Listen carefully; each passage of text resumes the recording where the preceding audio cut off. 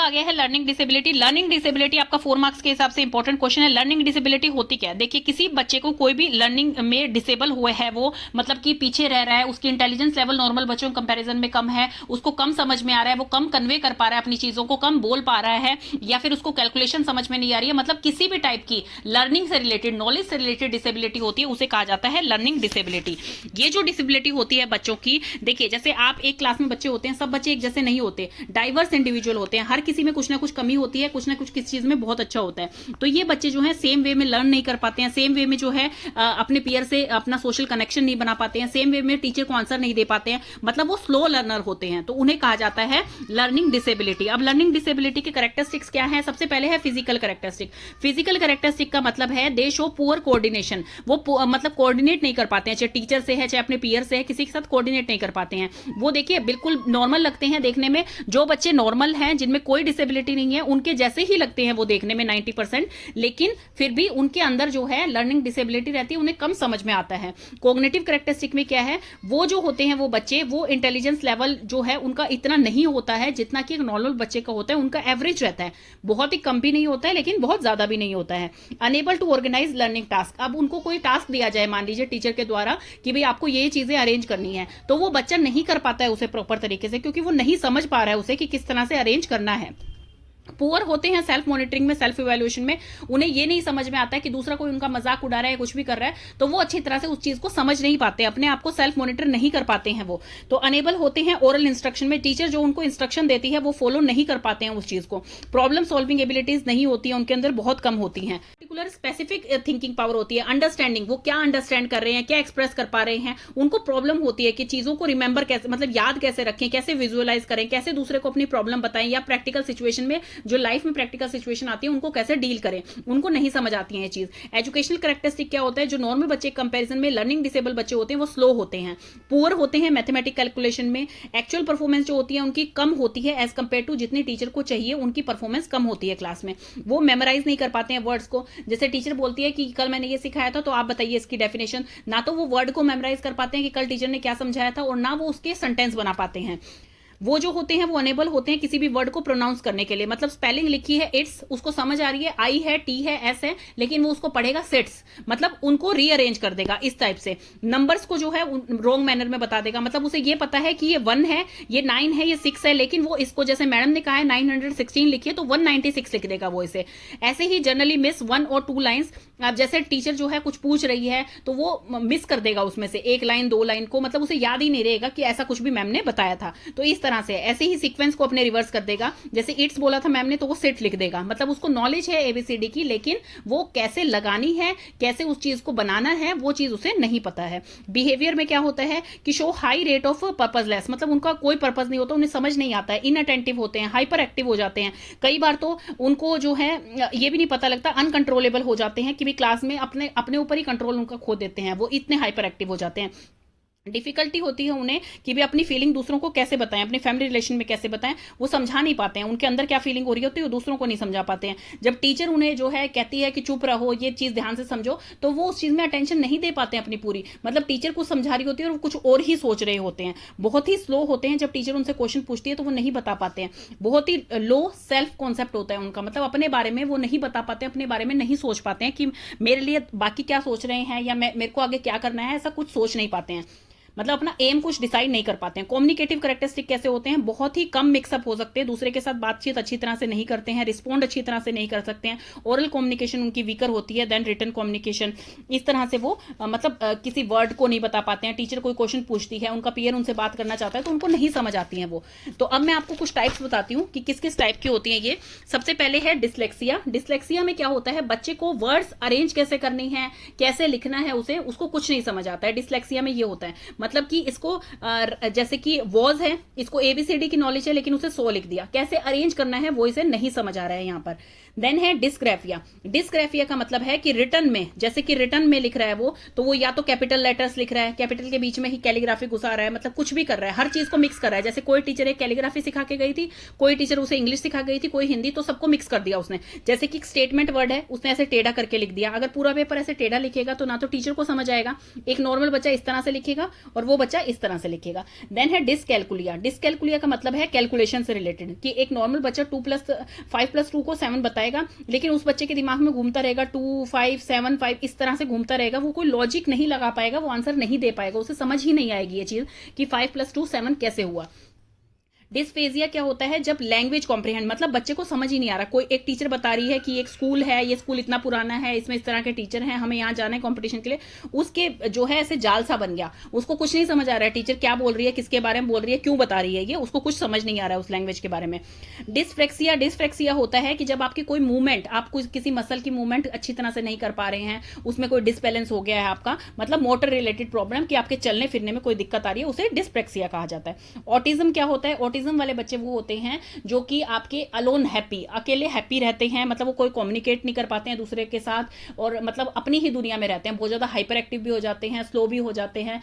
उनको कुछ नहीं पता होता कि मेरे साथ क्या अच्छा हो रहा है क्या बुरा हो रहा है, तो ऑटिस्टिक बच्चे ऐसे होते हैं। एडीएचडी का मतलब है कि attention deficit and hyper active disorder, जिसमें कि बच्चा जो है वो क्या करता है कि भाई हाइपर एक्टिव हो जाता है, और उसको नहीं पता है कि उसके साथ कोई बात कर रहा है नहीं कर रहा है, वो अपनी ही दुनिया में रहता है। तो बुक में जो आपके टाइप्स दे रखे हैं वो भी ऐसे ही हैं। एक तो जनरल लर्निंग। जनरल लर्निंग मतलब कि बच्चे को जो अर्ली लर्निंग होती है, जो उसकी चीजें समझ आनी चाहिए उसे एकेडमिक में, वो चीजें समझ नहीं आ रही है। और एक होती है स्पेसिफिक लर्निंग, कि भाई इसमें तो बच्चे को जनरल लर्निंग मतलब कुछ भी अच्छी तरह से समझ नहीं आ रहा है, कोई भी चीज करवा रही है टीचर, कैलकुलेशन करवा रही है या फिर कोई रीडिंग करवा रही है, तो उसको अच्छी तरह से समझ नहीं आ रहा है, वो स्लो है उस चीज में। तो स्पेसिफिक लर्निंग में क्या होता है, जब वो इनकेपेबल हो रीडिंग में, जैसे मैंने अभी जो टाइप्स बताए हैं कि कोई बच्चा जो है रीडिंग में इनकेपेबल होता है, कोई राइटिंग में होता है, कोई मैथमेटिकल चीजें उसे समझ नहीं आती हैं, तो इस तरह से किसी पर्टिकुलर चीज में होना मतलब स्पेसिफिक लर्निंग, उसमें डिसऑर्डर होना। देन है टेस्टिंग ऑफ लर्निंग डिसेबिलिटी, की भी लर्निंग डिसेबिलिटी को किस तरह से टेस्ट किया जा सकता है, किस तरह से उनको पता लगाया जा सकता है कि इस बच्चे को लर्निंग डिसेबिलिटी है। इसमें किस तरह से चेक होगा, जैसे कि इसमें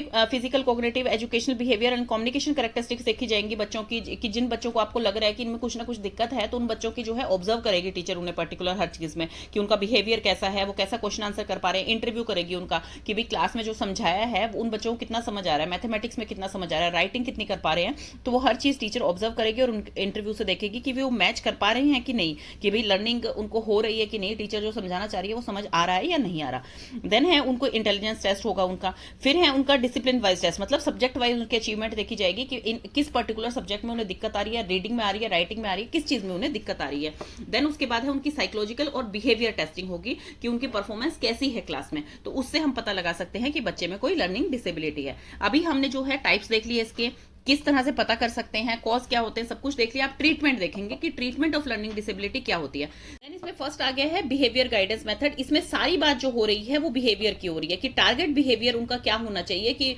एक नॉर्मल बच्चा है वो क्लास में कैसे बिहेव कर रहा है, कैसे वो लर्न कर पा रहा है, और एक जो डिसेबल बच्चा है उसको किस तरह से प्रॉब्लम आ रही है, वो जो प्रॉब्लम जो रेस्ट्रिक्ट कर रही है उसे उस लर्निंग एनवायरमेंट से, उस चीजों को रिमूव करना है बच्चों के वहां से। तो जैसे ही वो प्रॉब्लम रिमूव होगी बीच से, तो डिसेबल बच्चे जो है वो भी समझना स्टार्ट कर देंगे, क्योंकि उनको समझना है कि उनके बिहेवियर में क्या इशू आ रहा है, क्या चीज उन्हें रेस्ट्रिक्ट कर रही है, कि उन्हें वो चीज समझ में नहीं आ रही है। तो वो चीजें टीचर को करनी है कि कंडीशन अगर कोई है जो उनकी एजुकेशनल अचीवमेंट को रेस्ट्रिक्ट कर रही है, तो उस चीज को रिमूव कर देना है लर्निंग एनवायरमेंट से। क्लास को इतना जो है फ्रेंडली नेचर का बनाना है कि हर बच्चा उसमें सेफ महसूस करे, हर बच्चा ये महसूस करे कि हाँ ये मेरी ही क्लास है, मेरी ही टीचर है और मेरे लिए ही पढ़ा रही है, तो बच्चा जो है उसमें फ्री फील करेगा। बच्चे को जो प्रॉब्लम आती है, अब जैसे किसी बच्चे को कोई प्रॉब्लम आ रही है, जैसे तारे जमीन पर आपने देखा है, तो टीचर उस पर शाउट करती रहती है, उसके पेरेंट्स उस पर शाउट करते रहते हैं, कोई उसे समझने को तैयार नहीं है। तो बच्चे को धीरे धीरे ऐसा एनवायरमेंट देना चाहिए कि हाँ यू आर ऑल्सो नॉर्मल, आपको ये चीज इस तरह से करनी है, आप थोड़ी इस तरह से ट्राई कीजिए, तो बच्चा हो सकता है कि उस चीज में बेटर हो जाए।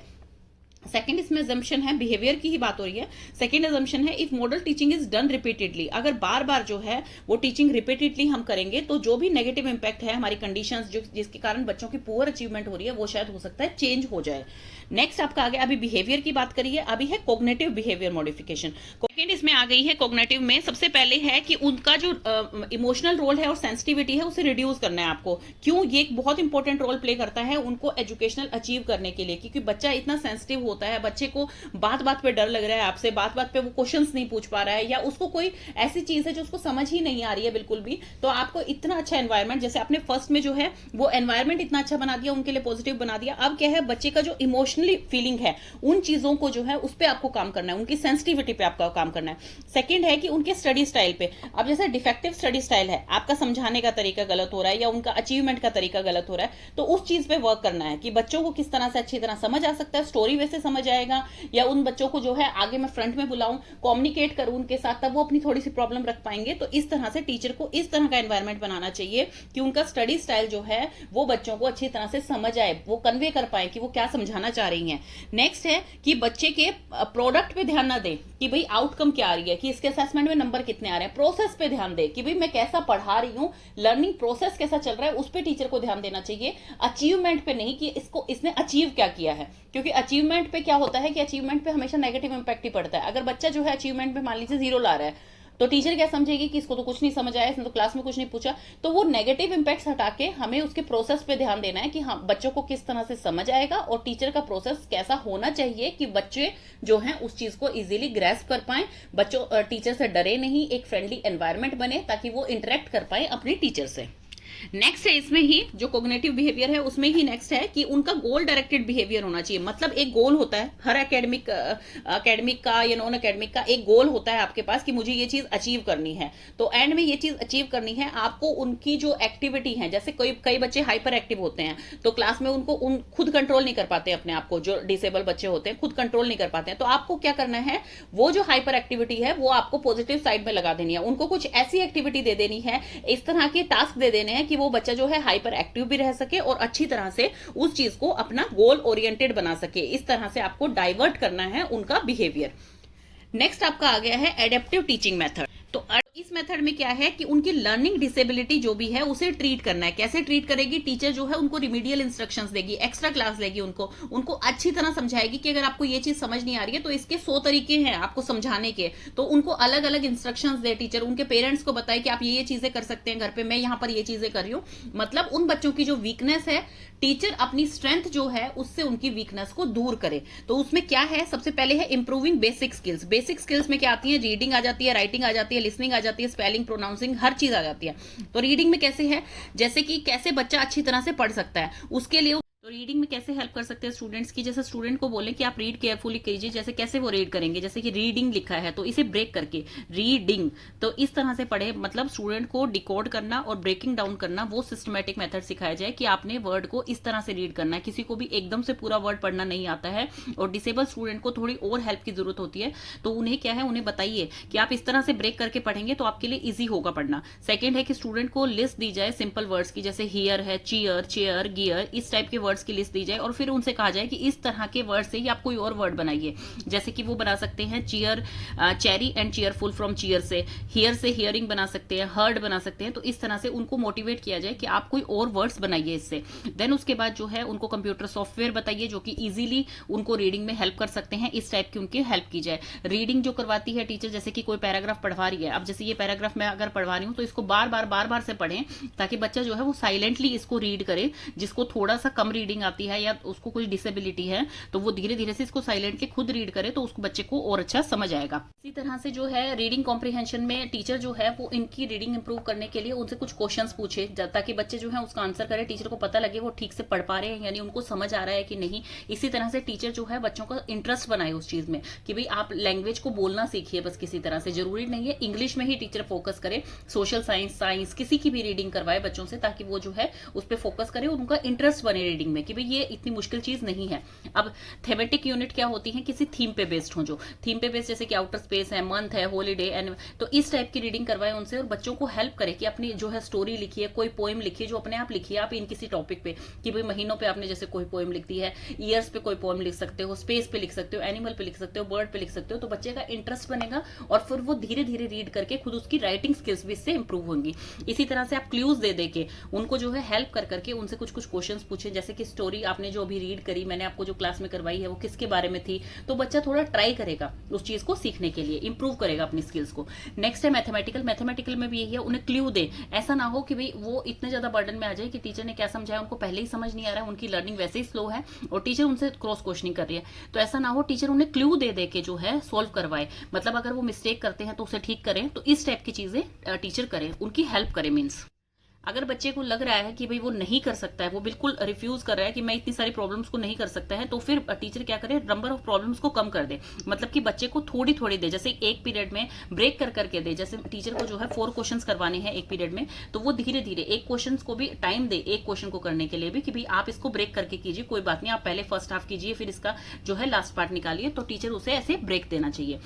देन है मैथमेटिकल सम्स जो होते हैं वो स्टेप वाइज होते हैं, और स्टेप जो है वो स्टूडेंट से, मतलब एक स्टेप एक ही टाइम में समझ आ सकता है स्टूडेंट को, तो इसलिए धीरे धीरे टीचर समझाए। ऐसे ना हो कि पूरा क्वेश्चन उसने एकदम से फिनिश करवा दिया और फिर वो एक्सपेक्ट कर रहे हैं कि बच्चे को सब समझ आ जाए, तो ऐसा नहीं होता है, धीरे धीरे उसे करें। मल्टीपल अपॉर्चुनिटीज दे बच्चे को कि वो एक्यूरेट लेवल तक पहुंचे, उसे बार बार जो है प्रोत्साहित करें कि भाई आप ये कर सकते हैं। क्लूज दे उसे टीचर, और दिखाएं कि ये आपका जो है आसान सब्जेक्ट है, मुश्किल नहीं है, एक हवा ना बनाए भाई किसी सब्जेक्ट का। To improve student performance, structure and content assignment should be simplified. हर चीज बच्चे के लिए सिंप्लीफाइड होनी चाहिए, आसानी से उसे समझ आना चाहिए कि आज हम क्या कर रहे हैं, इसमें क्या फॉर्मूलाज लग रहे हैं, इनका क्या बेनिफिट है और किस तरह से हमें करना है। हर चीज बच्चे को जो है सिंपली वे में समझाई। स्टूडेंट को कुछ भी, जैसे मैं हमेशा चैप्टर स्टार्ट करने से पहले उसकी थोड़ी सी समरी बताती हूँ कि इस चैप्टर में हम क्या क्या पढ़ने वाले हैं, तो उससे बच्चा अवेयर हो जाता है कि इस चैप्टर में हमें ये चीजें आएंगी। तो इसी तरह से टीचर जो है इजी और टफ एग्जांपल्स दे उस चैप्टर के बारे में, चैप्टर को शुरू करने से पहले, ताकि बच्चा जो है उसके बारे में अच्छी तरह से समझ सके।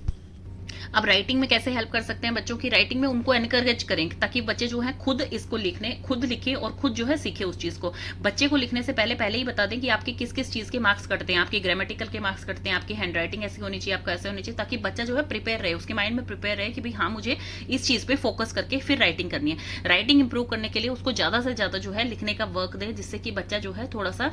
इंटरेस्ट बने उसका लिखने में। और एकदम से ओवरबर्डन नहीं होना चाहिए कि बच्चे की ग्रामर गलत है तो आप उसे डांट रहे हैं किसी चीज के, उसको धीरे धीरे उसकी ग्रामर पे थोड़ा फोकस टीचर करे पहले कि भाई हाँ मैं इसको करेक्शन करूंगी, जितनी ज्यादा हो सकेगी मैं इसकी ग्रामर पे ध्यान दूंगी, ताकि बच्चा जो है उसके पास इंप्रूवमेंट का चांस बचे कि भाई हाँ मैम मुझे इस चीज में हेल्प कर रही है तो मैं आगे से इसको और इंप्रूव करूंगा। उसको स्पेलिंग्स के बारे में बताए, बच्चों को अलाउ करे कि कुछ फैमिलियर वर्ड से स्टार्ट करें। ऐसे नहीं कि कोई टफ वर्ड आप लिख रहे हैं सबसे पहले, नहीं, आप जिन वर्ड्स को सुन रखे हैं, जो वर्ड आपने जैसे हियर है, बैट है, रैट है, कैट है, एप्पल है, तो इन तरह के वर्ड से आप स्टार्ट करें और इन्हीं तरह के वर्ड से आप दूसरे वर्ड्स बनाने की कोशिश करें, तभी आप जो है राइटिंग धीरे धीरे सीख पाएंगे। एकदम से उन्हें एक्सपर्ट ना सोचें आप। इसी तरह से कोई वर्ड है जैसे रिलक्टेंट है, रिलक्टेंट में रिलक्टेंट, इस तरह से अलग अलग जो है उन्हें सिखाएं। ऐसे क्रैमिंग ना करवाएं कि भाई वर्ड जो है बच्चा रटने की कोशिश करे कि ये वर्ड है, ये वर्ड है, नहीं, ब्रेक कर करके उनको अच्छी तरह से लिखने का तरीका बताएं कि आपको इस तरह से लिखना है, इस तरह से प्रोनाउंस करना है, तो आप इजीली प्रोनाउंस कर पाएंगे, जैसे राइमिंग वे में।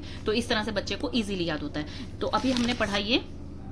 बेसिक स्किल कि बेसिक स्किल बच्चे कैसे इंप्रूव करते हैं। नेक्स्ट हमारी आगे आपका आ गया है improving classroom behaviour. Classroom behaviour में क्या है, लर्निंग डिसेबल बच्चा जो होता है वो जनरली कोई प्रॉब्लम क्रिएट नहीं करता है बिहेवियर में, बट कई बार जो है उसके बिहेवियर के कारण नॉन प्रोडक्टिव हो सकती है आपकी क्लास, मतलब जो नॉर्मल बच्चे हैं उनको थोड़ी प्रॉब्लम हो सकती है। तो इसीलिए बच्चे को सबसे अच्छा है बिजी रखना। जितना बच्चा बिजी रहेगा उतना ही जो है उसके बिहेवियर के इशू नहीं आएंगे क्लास में, तो और उसकी स्किल्स भी जो है डेवलप होंगे। तो बच्चे को वर्क हैबिट डलवाएं और स्टडी स्किल्स डेवलप करें, जिसके लिए क्या कर सकती है टीचर, सबसे पहले तो उनको रेगुलर असाइनमेंट दे सकती है, मतलब रेगुलर होमवर्क मिलेगा तो बच्चा उसे घर जाके करेगा, स्कूल में जो है उस पर ध्यान रखेगा कि मुझे घर जाके क्या करना है, अच्छी तरह से लिसनिंग पावर उसकी बढ़ेगी, उसकी राइटिंग पावर बढ़ेगी, रीडिंग पावर बढ़ेगी इस चीज से। डेली रिपोर्ट कार्ड जो है यूज किए जाएं to minimise appropriate behaviour of the student, ताकि